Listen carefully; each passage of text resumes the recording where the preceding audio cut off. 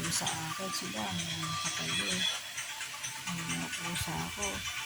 Si Nene at si Puti. Pares nila kaya. Tignan mo naman sila. Paano naman yung pababayaan ng mga kuting na yan?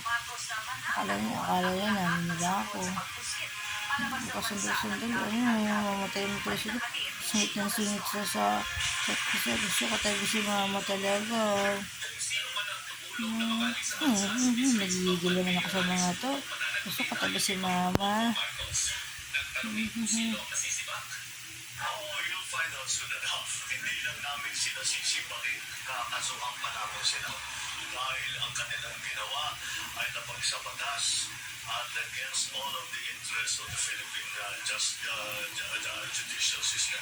Huling nasilayan ng publiko si Alice Moore noong May 22 sa pagdinig ng Senado tungkol sa mga iligal na aktividad sa Pangulo. Matapos ang halos tatlong buwan, August 19, tumutok ang impormasyong nakaalis na si Tuo sa bansa. Ito, galing ko sa yung baby pa siya.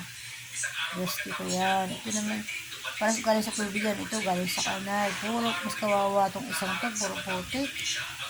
Puro putik yan. Ilong lang yung parang makahinga siya. Wala siya, walang puro putik. Ilong at mata lang ang nakabilat. Puro putik to. At ito naman, naku, ito din, kawawa din to. Sa baha naman to galing.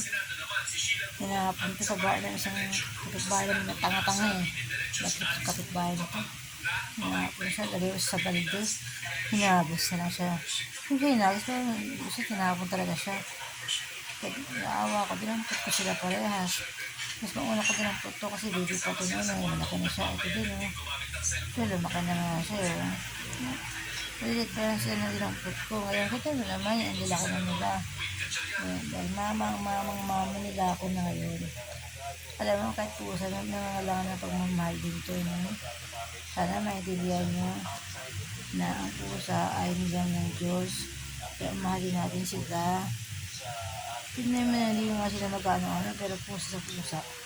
Nakatabigan sa akin, naku, grabe ang pagmamahal ko sa mga ito. Mas matapad ako sa tao. No? Ngayon, napakalandang-landang yan. Hindi ka ba magmamahal sa mga yan? Kailangan na pagmamahal ang mga ito eh. Hindi na gusto yun eh.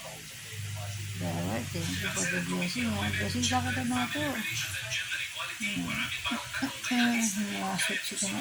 Ito, pinakasot sa lahat. Grabe, tumatalon talaga ito. Gusto buhay ito. Kung lumakabas tumalon sa akin at mataas, tumatalon ito. Maabot pa niya ako. Mamatay ito kung nawala ako. Kasi talagang nalaman ako. Ay, karga na iba, sa akin nakatingin. Karga na, binusong ng kaibigan ko ito. Ayaw sa kanya. Karga na, kumusta na humama nga. Pero sa akin nakatingin. Naman, kinagat siya niya. Pero buto hindi siya nagdapuhan. Pero kagat-kagat lang, parang ayaw lang. Huwag mo, ayaw eh.